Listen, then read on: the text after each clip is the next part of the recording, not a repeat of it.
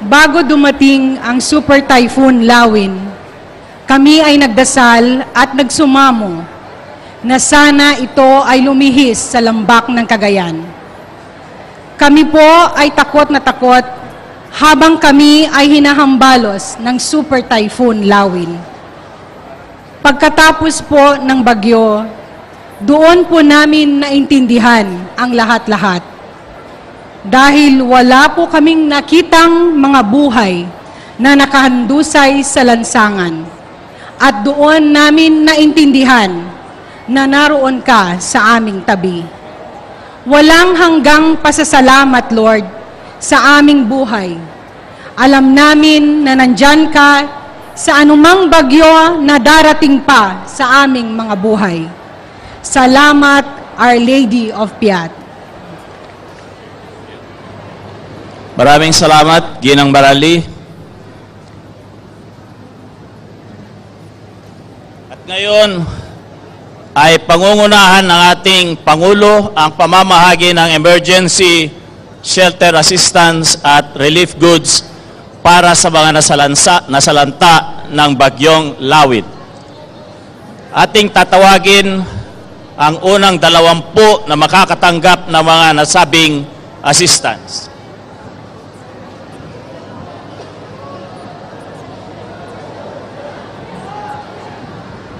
Tawagin. Ha?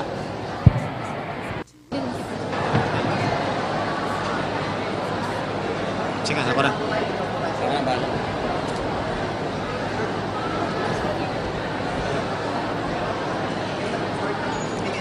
Start na. Asan na ibibigay? Naril.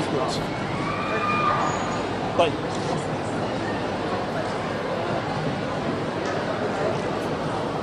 Asan na ibibigay?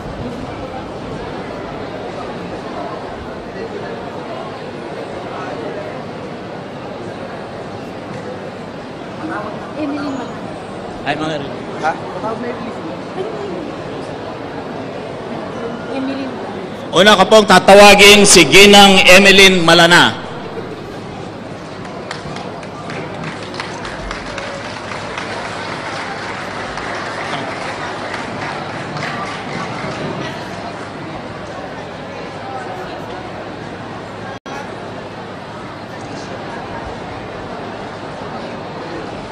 Si Ginoong Ignacio L. Macapia.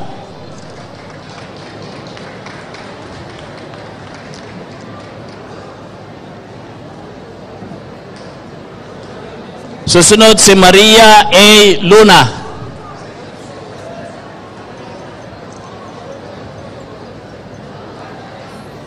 Ang susunod ay si Joseph M. Lacambra. Sunod ay si Edmundo L. Beran.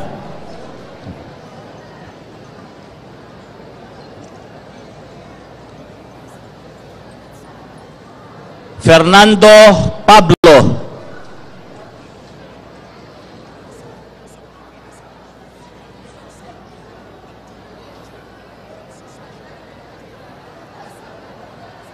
Marisol Ikin.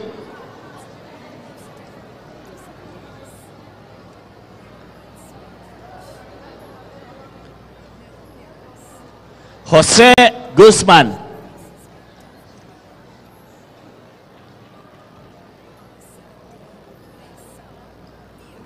Irene Daraway.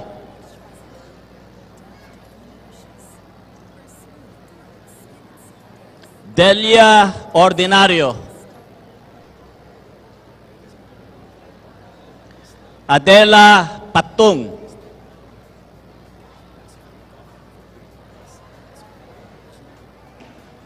Juan Soriano.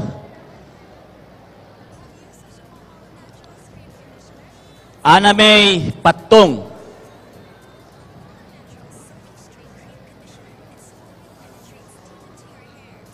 Victor Siringan.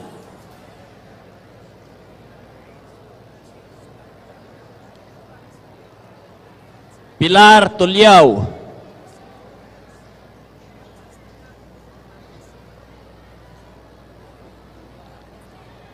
Juanito Castillo.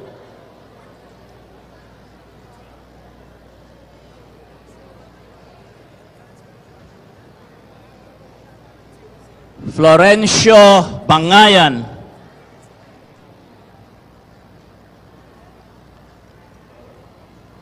Oliver Felipe.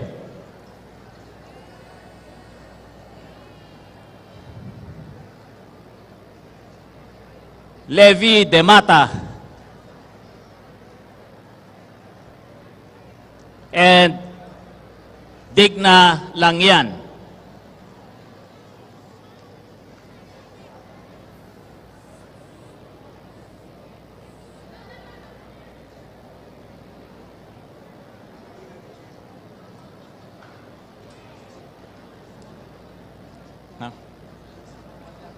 Sa pagkakataong ito ay tinatawagan namin si Secretary Judy Tagiwalo ng DSWD upang ipakilala ang ating panawing pandangal.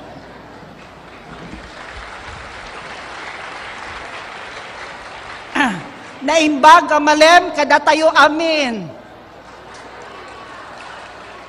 Ang ipakilala ko ay gikan sa masa para sa masa ang ating mahal na Pangulo, Presidente Rodrigo Roa Duterte.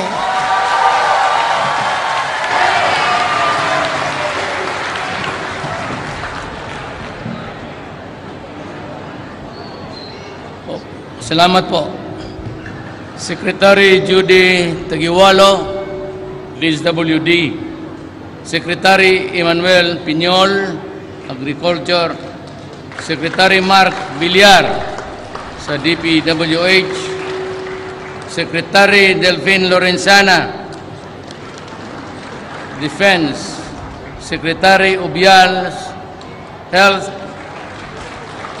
Ito yung pinaka-importante sa lahat. Si Secretary Ben Jokno ng Budget. Secretary Ernesto Pernia, yung sa NEDA ho ngayon. Governor Manuel Mamba, sir. Thank you for receiving us. Mayor Jefferson Soriano.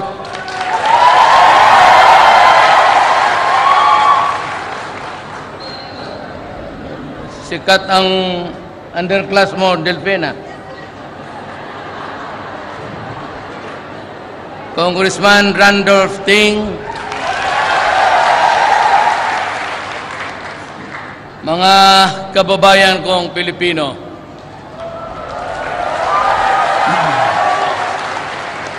you know, if there is may isang bagay na dapat talagang pumasok sa ating conscious mind, is that noong unang panahon wala pang tao, wala masyadong disgrasya. Kasi yung tubig galing itaas, marami pang kahoy na pwedeng maging barricade ng malakas na tubig. So by the time they go down to the lowlands, disperse na sila. At sa maraming kahoy, hindi ka agad bumibilo yan ng tumatakbong 20 miles per hour. Ngayon ang ating mundo nagbago na At kung gusto man natin at hindi, dahil kung saan naman marami rin tayong Pilipino, ipinagbawal na natin yung pagputol ng kahoy. But just like in Mindanao, tinatanong ako nila, Mayor, mahirap lang kami. Kami ba hindi pumuputol ng kahoy para lang sa pamamahay namin? Just to build the house. And because there are already millions of Filipinos who are really poor and who cannot afford to buy materials, they continue to cut trees on the mountains. At wala naman akong magawa. Kaya lang naman Pilipino sila at saan sila makukuha ng kahoy. But we were trying to mitigate everything as a matter of fact, we banned totally ng pagputol ng kahoy for, number one, talagang sunset industry na yan. Wala ka na masyado mapigkataan ng kahoy at hinahabol talaga ng gobyerno yung komersyal, yung dumadaan sa checkpoints. Yun yung hinuhuli. At yun namang sa taas, sa karami natin gustong mamumuhay, they want to be farmers, and they also want to claim a land in the mountains, in the hinterlands. Hindi rin natin mapipigilan. Pilipino eh. So, it has come to a point that we are now 104 million and the country is not that big and we have a problems in our midst. Ang pangalawa niyan, yung climate change. Yung sinabi sa atin na nagbabago ang panahon at yung pong mga hangin galing Pacific Ocean, lumalakas ng lumalakas. Ang problema ho dyan, ganito. Tayo is the first island facing this Pacific Ocean.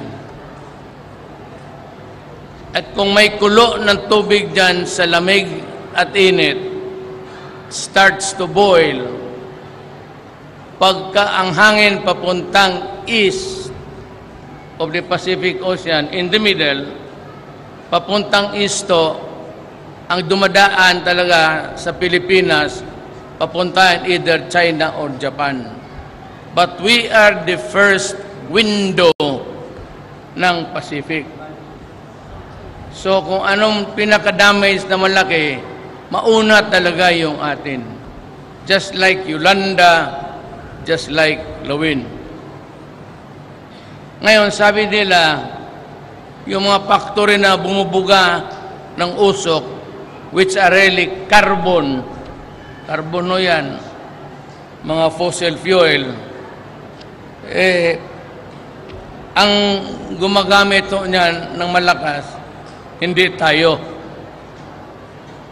When the Industrial Revolution began in the 1901, 1902, at na-discover nila ang use ng oil, it was America and the European nations and China after the war. Sila yung pinakamalakas gumamit ng makinarya na bumubuga ng usok. Ang atin pinakamarami sa Pilipinas, yung sakyan, yung mga sakyan natin, lalo na yung tawag nilang not fuel efficient. Ang atin lang ho dito ay wala masyado tayo. Mabibilang mo ang factory dito sa Pilipinas. Masyado marami. Compared with the other nations, wala tayong kakiting-kiting. The problem is, itong mga industrialized countries, kasi ang tama ng mga bagyo pareho, ang damage sa Amerika at ang damage dito, kaya mas marami yung mga bahay nila at building at mahal yung mga kalsada nila kaysa atin, mas marami ang tama sa kanila. Everywhere yan. Ngayon gusto nila na ang carbon limits, yung pagbuga natin, kukwentahin. Kasama na yung traktor mo, yung jeep mo dito yung kotse. Kung ganun ka lang, kung ganun ka ngayong taon na ito, gusto nila, kung umakyat ka man o bumaba, taman lang doon sa nagamit mo na carbon. Ang problema, 1901, 1902, 1903, hanggang 1940-45 nagkagera. Ang pinakalakas na kumain ng krudo, yung mga mayaman na bayan ngayon. Ayaw naman nila na gumamit tayo ng malaki. Gusto nila, ganun lang rin tayo. Dahan-dahan lang, huwag masyado. Kaya nagkakaroon kami ng alitan. I do not agree with the formula or equation because it is not fair. Kung sakali man balang araw, in the fullness of God's time, kung maawa ang Panginoong Diyos sa atin at suswertehin tayo at nagkakaroon tayo ng maraming gas, derivative ng oil yan, yung parang singaw niya, nagagamit niya kayo ng LPG ninyo. Pag may marami tayong magagamit natin para sa makinarya natin, at kung himpapawalan nila tayo na hindi matumakas, hindi makataas bigla, at gusto niya pareho lang noong dati pa rin, sabi ko kayo, gumamit na kayo ng carbon sa pinakamatagal na panahon. Kami gusto namin maging kagaya sa inyo. Pero pag pinigilan ninyo kami dito, kasi ganun lang, sabi ko, kalukuhan yan. Sabi ko sa ambasador, masyado naman kayong, yung nagamit tayo na puno na yung ozone layer, pareho ang tama natin. Kung anong tama mo, tama ako. Galing langit yan eh. Hindi naman namimili. Pero ngayon, pinipigilan ninyo kami ng gusto. Ayaw ninyo kaming umabot sa naratngan ninyo. So yan ang problema natin. May away tayo dyan ngayon. Ako talaga, isa sa mga presidente na hindi bumigay. Wag ninyo akong bigyan ng problema ng gano'n. I will develop my country in accordance to the needs of my people. Marami na kasing tao. Kailangan ko gumamit na ng maraming makina. Pag hindi niyo ako, pipigilan ninyo ako, paano ko papakainin yung mga kababayan ko? Paano ako makaproduce ng maraming lahat? Mechanized. Hanggang araro ng araro kami. Kami, umaabot na kami ngayon ng 104 million. Kung hindi ako babira ng uso ito sa mga improvements, wala akong maipakain sa mga tao. Sabi ko, ayaw ko yan. Either patay tayong lahat o buhay tayong lahat. Kung ano yung sakit mo, yun rin ang punerarya ko. Pareho lang tayo dapat. Hindi ako, ayaw ko ng ganong lamangan ninyo. Pangalawa is talagang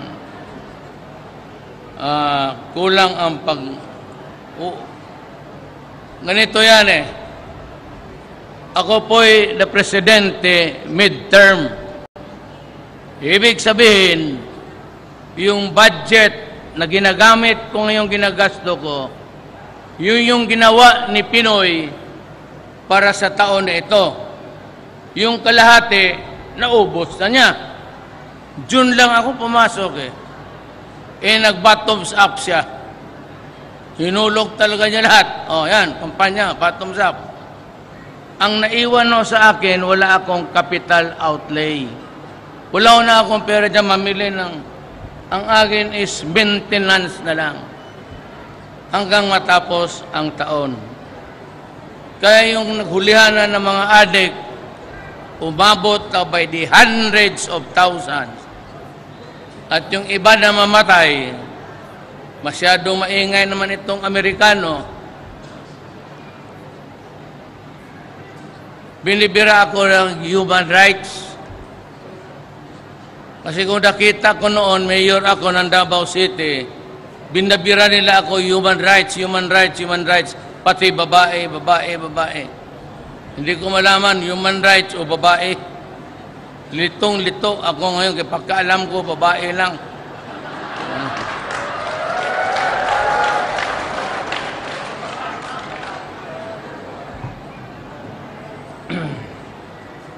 Gusto ko lang sabihin ganito. Meron tayong tulong. May pera tayo. Scraping the bottom talaga kung saan kami naganap. Wala namang appropriation na. I cannot get the money of the defense. I cannot reduce o biyal sa health para kunin ko kung ano, lalagay ko dito. Because they were intended for a specific purpose. I cannot rob Peter to pay Paul. Ika nga. Hindi ko makuha yung iba dyan, patapos gagamitin ko dito. So, ano lang tayo? Meron tayong pera kung matuloy. At kung maawa sila, maibigay nila ng kaagad. We have something about, I got from my ating gobyerno, it's almost 13 to 14 billion. I-translate mo yan, dollars yan, i-translate mo sa pesos, that would amount to something like almost 700 billion pesos. Yun yung pinangako ng China na tutulong sa atin. Ako po'y nagpunta doon, wala ko kami pinag-usapang armas. Wala ko kami pinag-usapang gira-gira o maglagay ng pinag-usapan namin kung paano tayo magtulungan. Baka we just wait for a few more days. Baka makabalik na tayo doon sa Scarborough Shoal, ang pangingisda ng ating mga kababayan.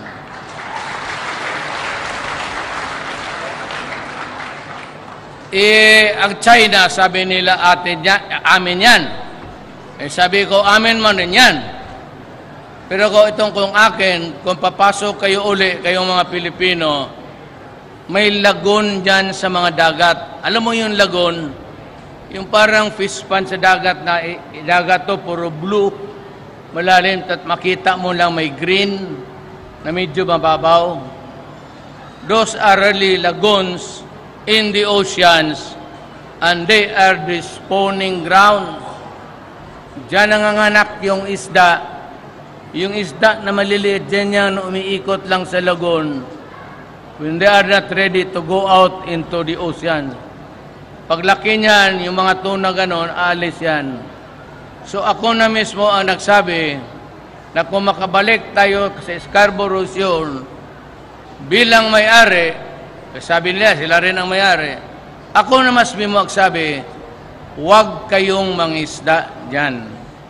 Yung parang pispa na nasa dagat, makikita mo green instead of blue. Blue is deep. Yung green kasi makikita mo, it's almost translucent o transparent maybe. Yun lang ang pinakausap ko para magkaroon tayo ng magandang supply. Rumarami ang Pilipino, ang pinakamamura sa ating mabili natin. About the cheapest thing that we can buy today is the marine product. So it behooves upon us to really not to gamble and destroy the spawning grounds, because then it would result in an imbalance sa ating pagkain. Ang pagkaalam ko, pinaalis na rin niya yung mga Chinese na fisherman at parang wala nang makita niya na. Yun ang pinag-usapan namin. Ewan ko kung totoo pa rin nila. Pero sa pera at itong sa agriculture, I promise you a big slice. Mechanized farming, ang usapan namin pati yung importante. Alam ko kasi farming town rin ang Davao, alam ko yan. Seedlings, pati abono, importante talaga. And Pindiol were perfect. I-restore namin yung financing sa agriculture. Mag-kooperatiba kayo uli. At sana naman ilagay ninyo yung mga tao, because I warn you, there are a few success stories about financing. Nawawala talaga yung pera. Kaya ang aming gawin, dito tayo sa gobyerno, maglagay ako ng isang maliit na parang sari-sari store, gobyerno yan, yun ang magpatakbo ng inyong financing. Ayaw ko yung sa ibang tao kasi do not be offended, huwag kayong insulto. Pero nung kagaya nung past experience natin, alam mo, sa totoo lang, isa sa pinaka-bright Pilipino, Marcos, sayang lang. Sayang lang. Nahinayang yung kanyang masagana 99, pati yung biyayang dagat, kung yun dinala ng gusto yun, okay na tayo. Sabihin. Nung humina siya, tapos kanya-kanya ng tirada, ayun, nagkagulo. Parang pattern after that. Ang gusto ko yung bangko, kasi yung land bank, which is really a bank for the land, commercial bank na ngayon, pinakamalaki. So balik kayo doon sa trabaho ninyo. Pagtayo kami dito ng mga bangkong maliit, wala na nga mataguan sa pera siguro. Pwede ninyong hold upin kasi maliliit na bangko lang yan. But dito na kayo makuha at dito ang koleksyon.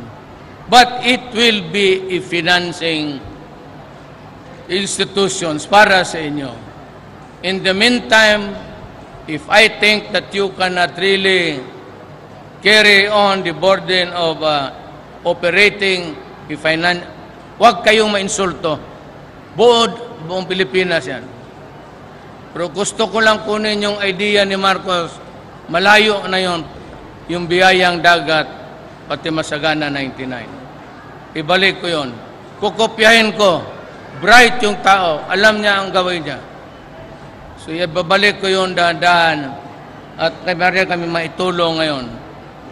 Pag natanggap ko yung na makuha ko, agriculture, ang pinakamalaki kasi sa budget, agriculture, edukasyon, agriculture, pagkain, health. Yung iba wala na.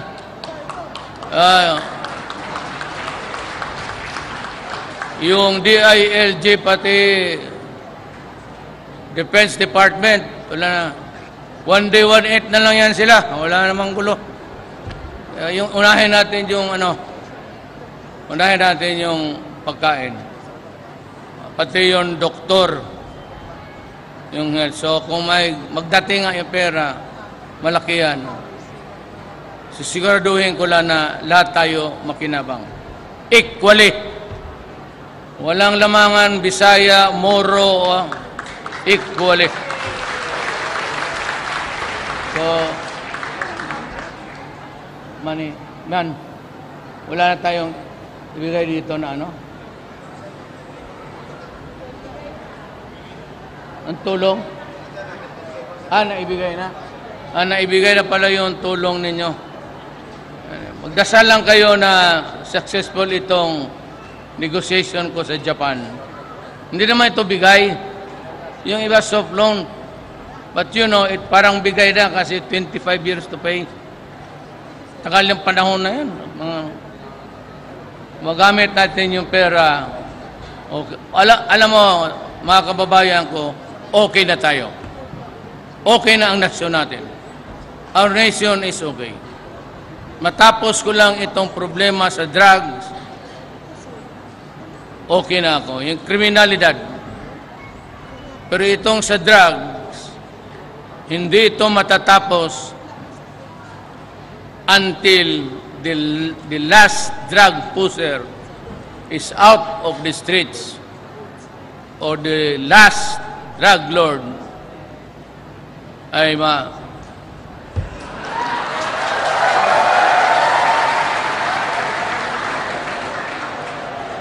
Hindi ako atras dyan. Hindi ako atras dyan kasi talagang sisirain ang bayan natin. Ito ba yun? So may tanggap ng pala ninyo dito, it's 32,819,000 20,153 bags of certified rice seeds. Diyan na sa inyo. 3,500 bags of certified corn seeds. Naibigay na daw sa inyo. At 1,004 kilograms of assorted vegetable seeds. Ito yung sa local government unit of Cagayan. 1,400,000 bags of rice at 50 kilograms worth 2,240,000 pesos. Ito yung immediate assistance ninyo.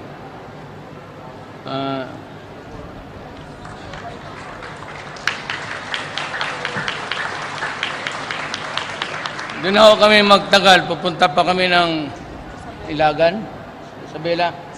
Pupunta pa ako ng Isabela kasi may kailangan rin ng tulong doon.